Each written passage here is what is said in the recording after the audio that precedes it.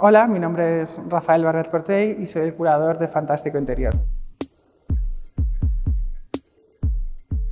Fantástico Interior es un proyecto que se desarrolla en la Sala A de la Casa Encendida y que existirá en este espacio durante el periodo de 12 meses.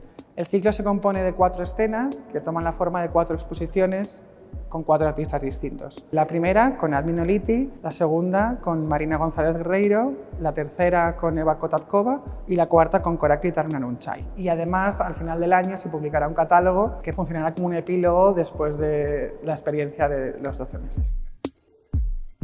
En el presente ha ocurrido algo que nos ha marcado a todos, que ha sido una pandemia, un confinamiento, y esto nos ha obligado a pensar en el interior desde otra manera, porque durante mucho tiempo el interior fue el único espacio que pudimos habitar.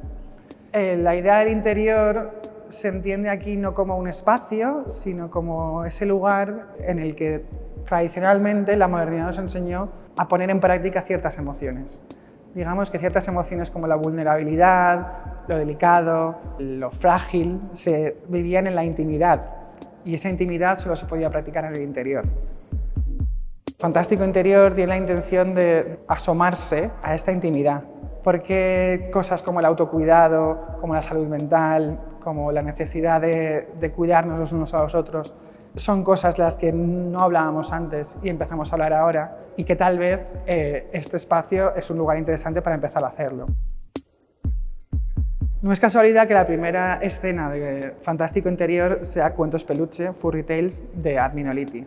Esta exposición intenta de alguna forma explicar la dimensión queer y política de la infancia. El artista Admin Oliti siempre intenta construir escenarios que vuelven a la idea de la abstracción geométrica y cómo en esta abstracción geométrica siempre se ha producido por parte del espectador un deseo de asignación. En un cuadro siempre intentas ver algo, pero realmente lo que hay ahí son formas. Y ella utiliza este gesto como una metáfora de la asignación sexual o de género que se da a las niñas. Y lo no binario o lo queer nunca es una opción, siempre se le plantea masculino o femenino. Y esto ya genera una frustración que a Ad le parece algo muy importante de lo que se debe hablar. Toda la exposición juega con estas formas geométricas a partir de una serie de murales pintados en la pared, ya que ella viene de una formación pictórica y entiende que con pintura se pueden hacer escenas. El cuento del que hablamos es Caperucita Roja y lo que intentamos es volver a contarlo. Contarlo desde un punto de vista no binario, desde un punto de vista respetuoso con los animales, no patriarcal. Para esto en el escenario se construye una especie de bosque que representa el bosque de Caperucita, pero es una Caperucita que ha decidido ser Cap, porque no tiene género.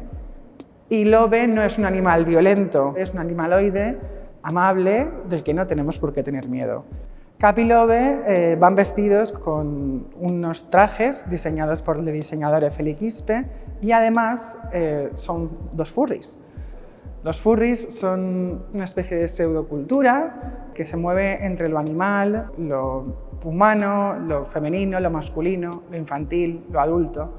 Y nos parecía muy interesante utilizar estas cabezas de furries como una especie de statement de existir en un lugar sin géneros ni diferencias entre animales y personas.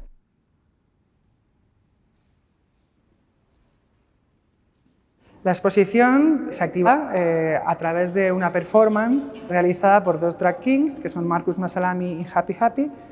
En estas activaciones se contará el cuento de otra manera e interpretado por otros géneros y otras personalidades. El ciclo, de una manera muy orgánica, se relaciona mucho con las distintas etapas de la vida, sin ser una decisión premeditada, pero la primera exposición de Admin Oliti habla sobre la infancia, la segunda exposición de Marina González Guerreiro sí que habla del tránsito, de la idea de puente, de la idea de pasar de un lugar a otro. La exposición de Eva Kotatkova habla de cómo podemos construir nuevas formas de empatía o cómo podemos directamente hablar de empatía. Y la última exposición de Corakrit habla de un poco de morir, del final.